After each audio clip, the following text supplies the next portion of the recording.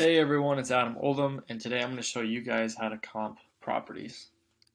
So first, the easiest thing to do would be to go to Redfin, and in this case, I'm going to search for the city that I invest in, which is Indianapolis.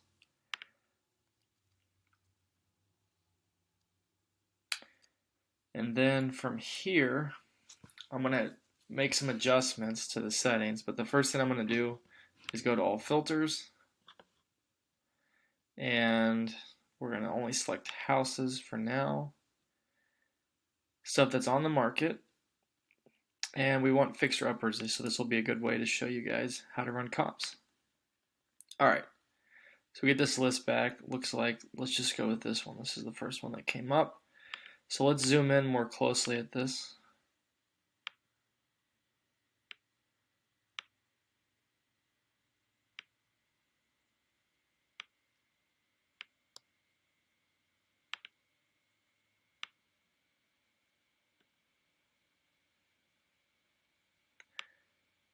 And we're just waiting on the computer to load.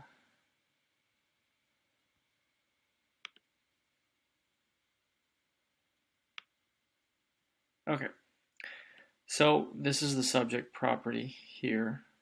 So I'm going to click on this, and we're going to take note of a few pieces of key information. Number one, what the price is, the number of beds and baths, and the square footage. Now, one thing I'm going to note about the square footage here is that this is not the finished square footage. A lot of times on these older homes that are built, early 1900s upwards to like 1970, the basement square footage is sometimes included in the square footage that they have online. So we're actually going to want to check. So if we go to the property details here, we can see what the actual living area square footage is, which is 1,080. It even tells us that there appears to be an upper level, which we can see in a second when we go through the photos. So what I'm going to do is I am going to open up Excel, and I just made a basic spreadsheet that we can put this information into. So let's access that.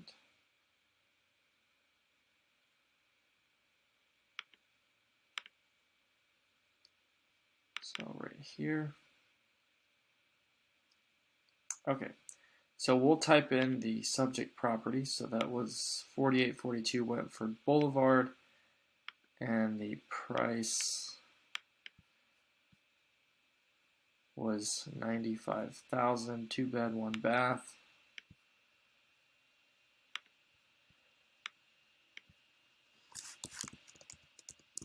Two-bed, 1-bath, and the finished square footage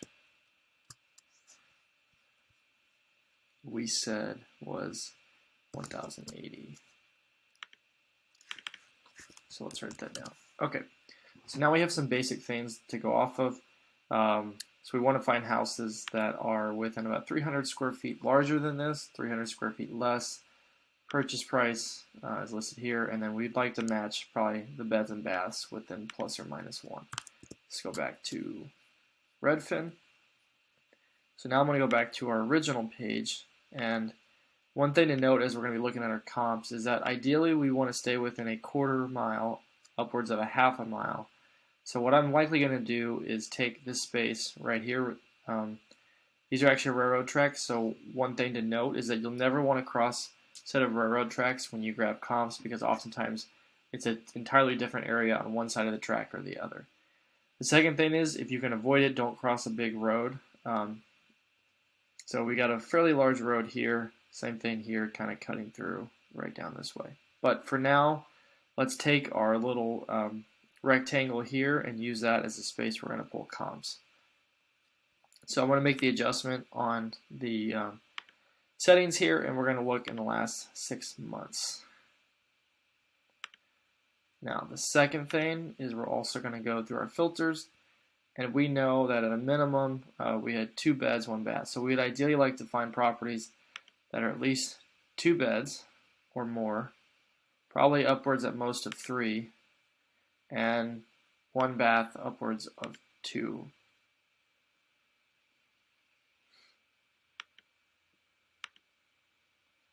So let's just do 1. We'll do 1 plus. We only want to see houses last 6 months. And then for the square footage, since what they give is that square footage, and what it goes off of to make the calculations is not based off of the finished square footage, unfortunately we're going to have to use the larger numbers. So in this case, we know it was about 1,800 square feet. So I'm going to err on using that as, we'll go 300 more than that. We'll just keep that in mind, or 200, I apologize. So this should actually be the max. So I did that. So we'll go, like I said, we know it's about 1,000, so the least we'll go is 750. The max end up being about 2,000. This all goes back to what we really want to find is the finished square footage of the house. But the way Redfin does their search here, we can't actually specify for the finished square footage, so we're going to have to use this based off of the raw square footage. The other thing we're going to want to do is we notice that there was actually, it's a single story house. So we will set it to the max of a single story. After that, I think we have everything we need to begin picking out comps. So let's take a look. Okay. So here's our little neighborhood. Now, like I said, we want to find houses that have been fixed up. So what I typically like to do is find some of the houses that are priced higher than the other ones surrounding it. So as an example, this one is cheaper. Doesn't look like there's any photo, but let's take this one for $105,000. My guess is if we look through this, this is not going to have been rehabbed. It's not bad, but you can tell this floor is old. These cabinets look old. They do have some newer stuff. Looks like maybe the carpet's worn here. You can see the doors missing some paint. There's more missing paint. So this would not be a fixed up property. It's more just kind of the run of the mill. It actually mentions this is a fixer upper. So there you go. So generally speaking, I'm going to be first looking at the properties with the higher values. So in this case, like this one is at 180. Let's take a look at this. So we have a single story house that checks off the box. Roughly 2 beds, 2 baths, and the square footage. So let's quickly look through the photos. You can tell they've updated. It looks like there's new paint, new floors, new appliances, new cabinets, new countertops. So overall, we can quickly tell this has been done well. So let's look more closely at this one. So from here, I'm going to just grab the address. We'll do that, and then we'll paste that into our sheet.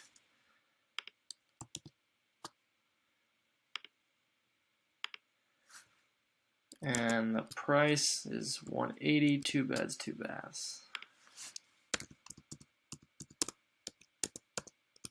Okay, great. Now the last thing we need to figure out is the finished square footage of this property. So finished would be 1,075. So let's write that down.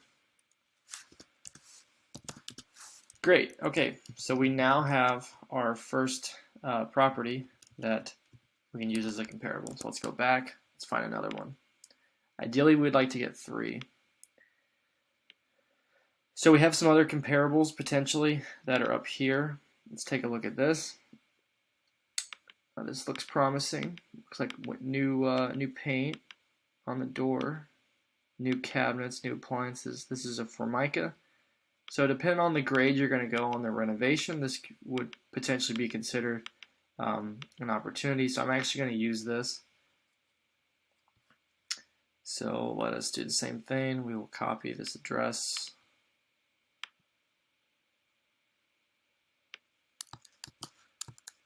And it's a 2 bed, 1 bath.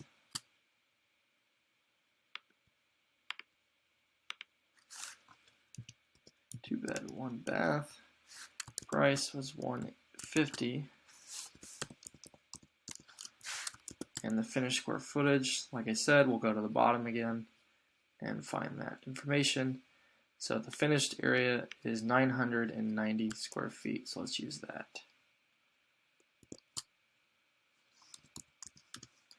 Okay, cool. Let's grab one more to use.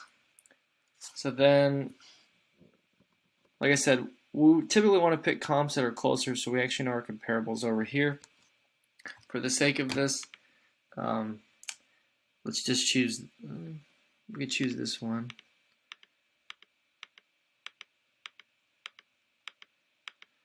Don't feel like they spent like really, so if you're really gonna update, this looks like they kind of went in and made a few updates.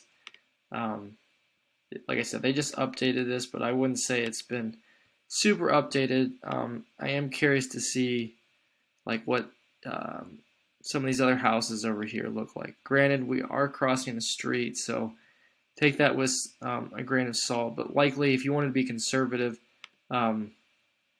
maybe this would be a better opportunity if we haven't already grabbed the one, which we have not. So let's grab 4814 East Farrington. Yeah, so we haven't used this one. Looks like they've updated this. Like I said, it's kind of in the same area, so we'll use this as a comparable. And one thing to note on this particular property, like I said, they've done some updates. I wouldn't say it's a full overhaul, and one of the things you'll want to keep in mind is what the extent is that you wish to rehab. There would be like a low tier, which would be rental grade, a mid tier, and then high end. You're going to be using designer finishes, something to keep in mind with your selections. So they've, looks like new cabinets, a butcher block countertop. This appliance looks new. You know, they potentially tiled this shower, or this might be an insert. So it doesn't look bad, but I wouldn't say it's super high end. So depending on what your finishes are that you're going for, you know, you could be, you could get a little more money if you spent some more money, etc. But let's use this as an example. Okay. Write that down. So price 157, 3-bed, 2-bath. 3-bed, 2-bath. Okay, great. So from here, we'll just grab the finished square footage, and then let's go off to our calculations and determine the ARV of this fixer-upper. So the living area is 882 square feet. So let's write that down. Okay, so you're probably wondering, what are we going to do with these numbers and all this? What basically happens is we're going to be calculating a price per square foot. So this will be equal to the multiplication, or I'm sorry, the division of this divided by that. So this will equal, if you guys are good with Excel, we'll take C3 divided by B3. Then we get that number, and I'm going to drag and drop this down, and we'll get the average. Now, I already have populated this to average the numbers in here based off the number of entries, so the average price per square foot here is 165. Not only did it do that, I also had it set up where it would calculate the ARV based off taking its average price per square foot multiplied by the finished square footage that's currently in this property. So this indication is telling us that they, based off the math, we think this property is worth $178,000. So use that going forward when using your doing your comps. Now you know how you basically take the average of the square footages, or the price per square foot, take the average of those of like 3 comparables you can find. That'll be a good starting point to evaluate what your house will be worth when it's fixed up. Thanks for tuning in.